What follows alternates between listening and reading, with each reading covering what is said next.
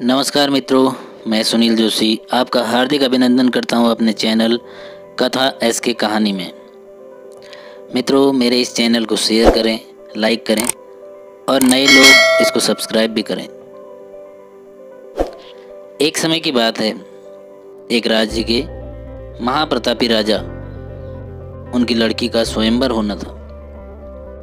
राजकुमारी की शर्त थी कि जो भी 20 तक की गिनती सुनाएगा उसको राजकुमारी अपना पति चुनेगी।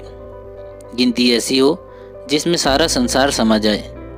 यदि वे नहीं सुना सकेंगे तो उनको 20 कोड़े खाने पड़ेंगे और ये शर्त केवल राजाओं के लिए ही है, ऐसा ढिंढोरा कर अन्य राज्यों में ऐलान कर दिया गया। अब एक तरफ राजकुमारी का विवाह और दूसरी तरफ कोड़े। एक एक करके राजा महाराजा आए। राजा ने दावत भी रखी, मिठाई और सब प्रकार के पकवान भी तैयार कराए। पहले सभी राजाओं ने दावत का आनंद लिया।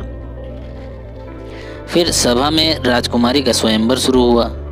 एक से बढ़कर एक राजा वो महाराजा आते हैं। सभी एक एक कर गिनती सुनाने लगते हैं जो उन्होंने पढ़ी हुई थी, लेकिन कोई भी वो गिनती नहीं सुना सका जिससे राजकुमारी संतुष्ट हो सके।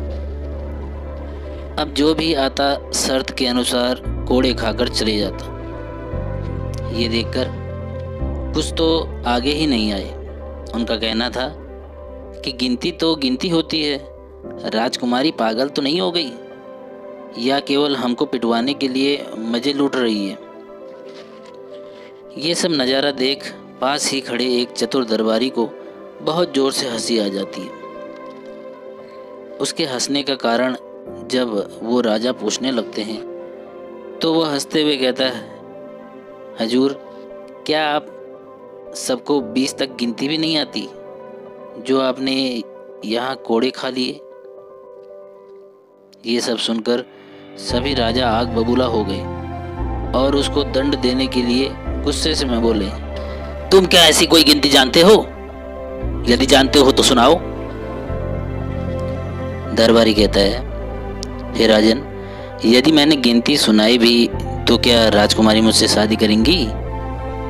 क्योंकि मैं आपके बराबर का तो हूँ नहीं और ये स्वयंवर वैसे भी राजाओं के लिए ही है, तो गिनती सुनाने से मुझे किसी प्रकार का फायदा नहीं, और मैं नहीं सुना सका तो मुझे सजा भी नहीं मिलनी चाहिए।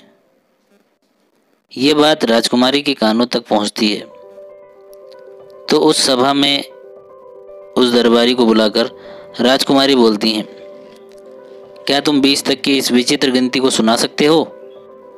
यदि हाँ तो मैं नियमानुसार तुमसे विवाह कर लूँगी, नहीं तो तुम्हारी मौत तय है। दरबारी को गिनती बोलने के लिए आदेश दिया जाता है। राजा की आज्ञा लेकर दरबारी गिनती शुरू करता है। 1 भगवान, 2 पक्ष, 3 लोक, 4 युग, 5 पांडव, 6 शास्त्र, 7 वार, 8 खंड, 9 ग्रह, 10 दिशाएं, 11 रुद्र, 12 महीने, 13 रत्न, 14 विद्या, 15 तिथियां, 16 श्राद्ध, 17 वनस्पति, 18 पुराण, 19वीं आप और 20वां मैं।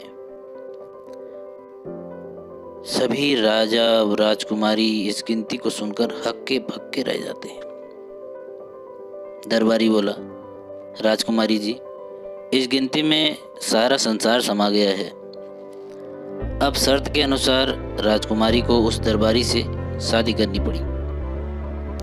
राजा ने विधि विधान से राजकुमारी से उस दरबारी का विवाह संपन्न करा दिया और उस दरबारी को अपने राज्य का एक भाग देकर वहां का राजा घोषित कर दिया, जिससे वे दोनों प्रसन्नता से रहकर राज करने लग गए।